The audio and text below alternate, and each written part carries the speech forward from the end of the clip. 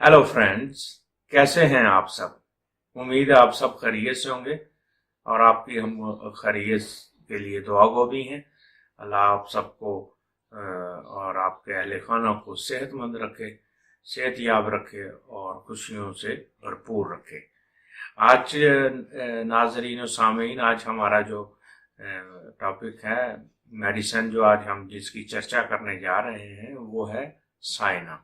ये बच्चों की खसूसी मेडिसिन है जिसमें बच्चों में के पेट में कीड़े आ जाते हैं, जिसकी वजह से हम, क्योंकि आमतौर पे लोगों में ट्रेंड तो नहीं है टेस्ट करवाने का, स्टूल टेस्ट से पता चल जाता है, मगर अलामात से हमें ज़्यादा क्लियर पता चलता है कि बच्चे को पेट में कीड़े हो रहे हैं या हो चुके हैं।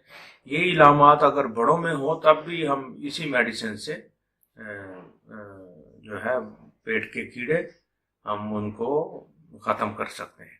तो बच्चों में जो सबसे पहले एक तो जो अलामात हैं वो इस तरह से हैं कि बच्चे चिड़चिड़े होते हैं और पसंद करते हैं कि उनको कोई उठाए, गोद में उठाए। जिस तरह कैमोमिला में बच्चे तकलीफ में हों तो जब उनको उठाया जाता है तो वो चुप हो जाते हैं या वो उनका इलाज हो जाता है, वो बेहतर महसूस करते हैं।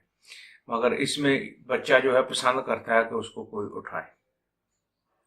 बच्चा जो है उसको काबूस यानी रात को सोते में डर जाना, ये ऐसी अलामत है जिसको वजह से लोग अपने पीरों से, अपने फकीरों से, अल्लाह वालों से, दीन वालों से जाके, अपने मज़हब वालों जो जो उनके मज़ाहब उनसे दुआ दारू करवाते हैं, हालांकि उसके पेट में कीड़े होते हैं। वो समझते हैं शायद किसी बुरी असेब वगैरह का, हालांकि ऐसा नहीं है।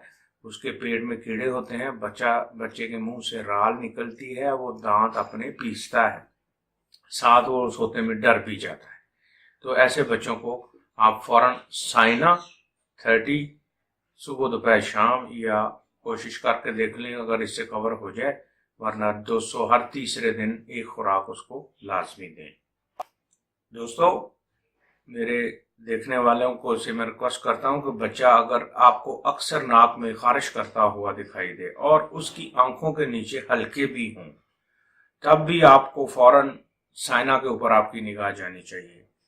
बच्चा जो है वो उसका जब आप चेहरा देखेंगे तो एक साइड उसकी ठंडी होगी और एक गर्म, यानी सर्द, एक साइड से सर्द होगी और एक साइड उसकी गर्म।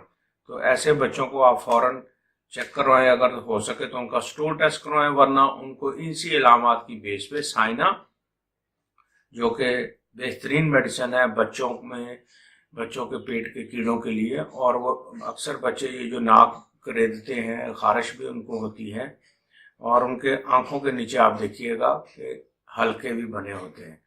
तो बाज़ दफ़ा ऐसे लोग जिनके पाँव में पसीना, बड़े उम्र के लोग जिनके पाँव में पसीना आ जाए, उनको पाँव निकलवा के, तो उनके फुटप्रिंट अगर आप देखें कि फर्श पे उनका फुटप्रिंट आता है, तो फौरन आप उनको डायग्नोज करें कि उनके पेट में कीड़े हैं, चाहे उसकी उम्र 50, 60 या 80 साल तक की है।